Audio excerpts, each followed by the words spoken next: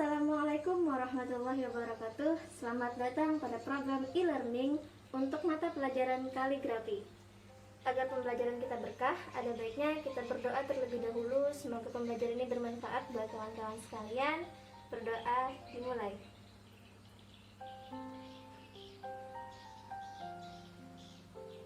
Berdoa selesai. Pelajaran kaligrafi, sebelumnya teman-teman harus lihat dulu gambar yang satu ini.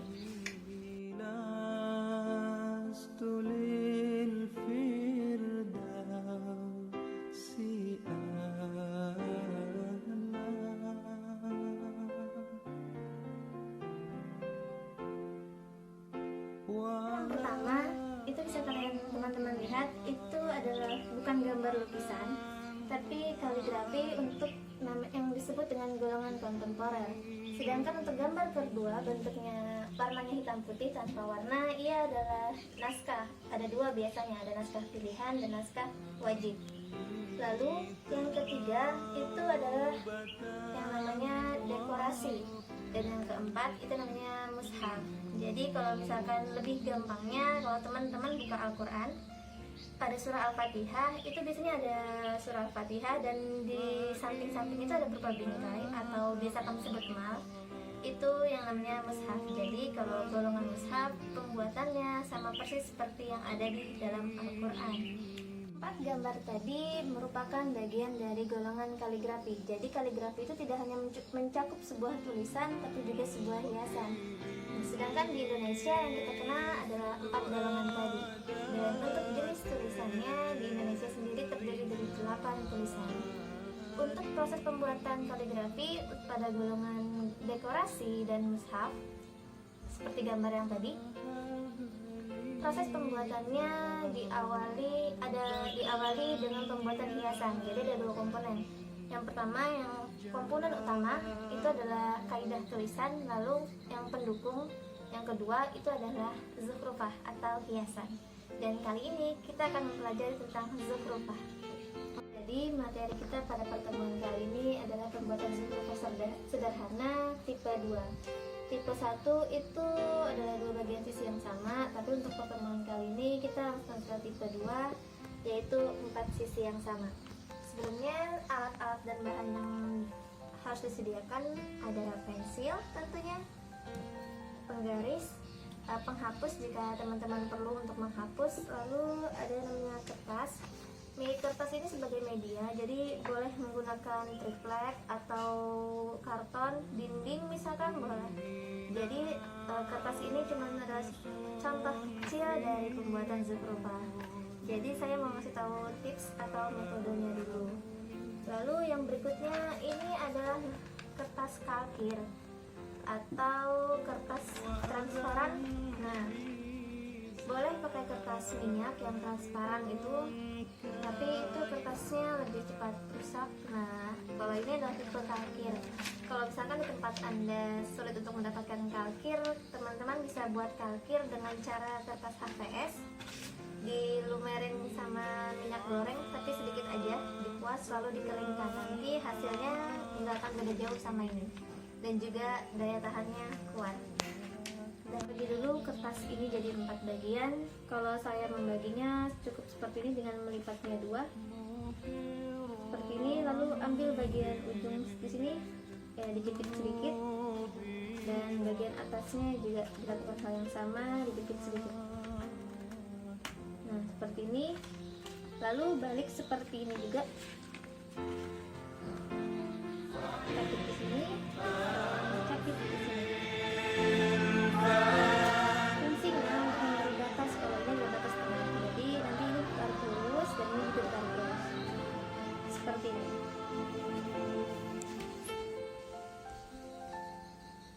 Jadi ada bekas yang tadi, bekas lipatan untuk memudahkan pembagian sisi.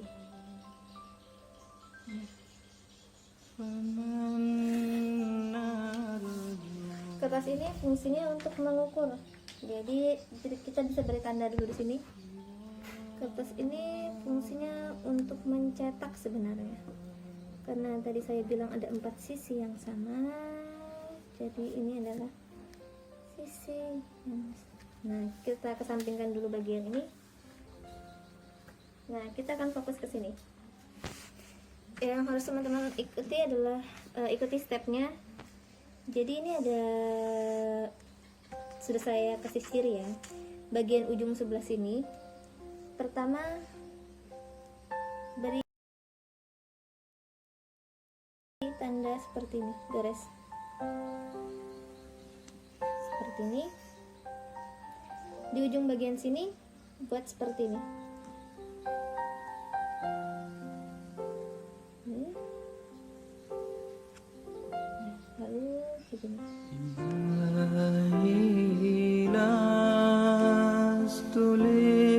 Bagian sini tangkap, kelihatan?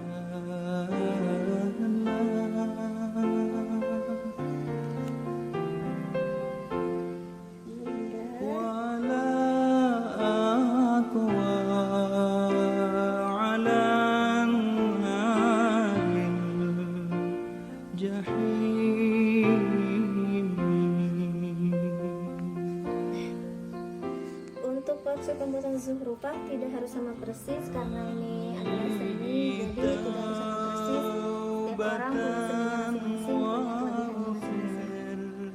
Mari lanjutkan.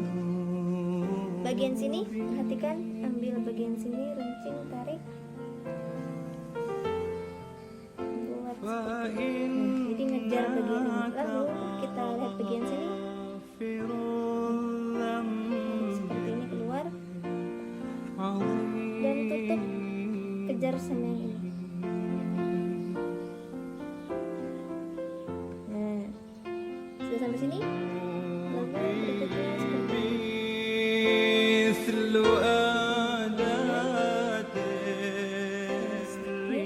sini buat seperti ini.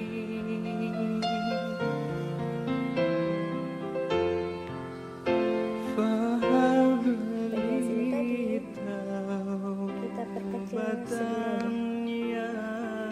Ini tadi kan ada batas nih, otomatis ini batas kertas, jadi nggak boleh melewati batas. Jadi ini kita abaikan.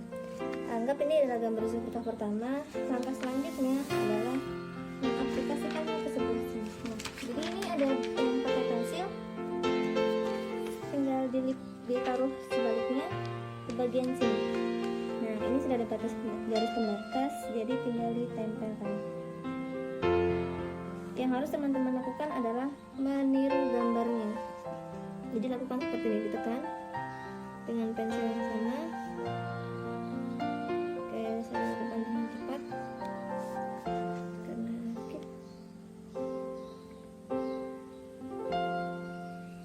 karena sudah ada pola gambarnya. Jadi fungsi dari kertas parkir ini adalah untuk membuat polanya agar setiap sisinya sama. Nah, ini tipe 2 yang saya bilang. Tipe satunya adalah 2 sisi gambar yang sama. Sedangkan yang kita buat kali ini adalah tipe 2, yaitu 4 sisi yang sama. Pertemuan berikutnya nanti akan saya ajarkan tentang membuat 8 sisi yang sama.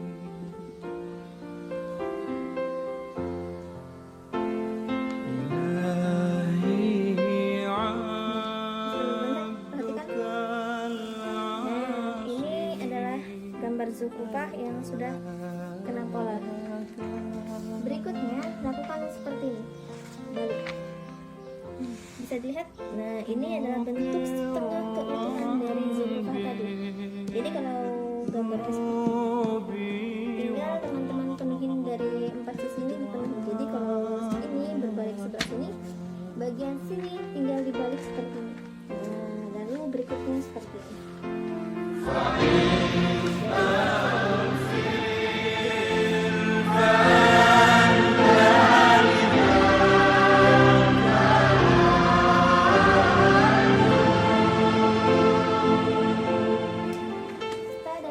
Ini dia hasil zuhrufah pertama kita. Jadi ini adalah zuhrufah tipe 2, yaitu 4 sisi yang sama. Nah, di pertemuan berikutnya kita akan coba buat 8. Kalau mau terlihat lebih indah, teman-teman bisa mewarnainya dengan warna sesuka kawan-kawan pilihannya. Lalu medianya jangan khawatir, bisa ditaruh di mana aja. مولاي صل وسلم دائما أبدا على حبيبك خير الخلق كلهم. مولاي صل وسلم دائما أبدا على حبيبك خير الخلق كلهم.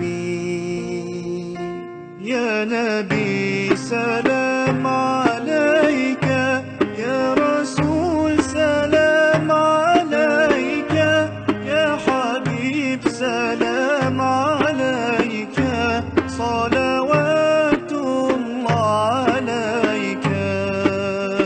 صل على النبي وتبسم، ده النبي تبسم وتبسم، ده النبي تبسم. اللهم صل عليه.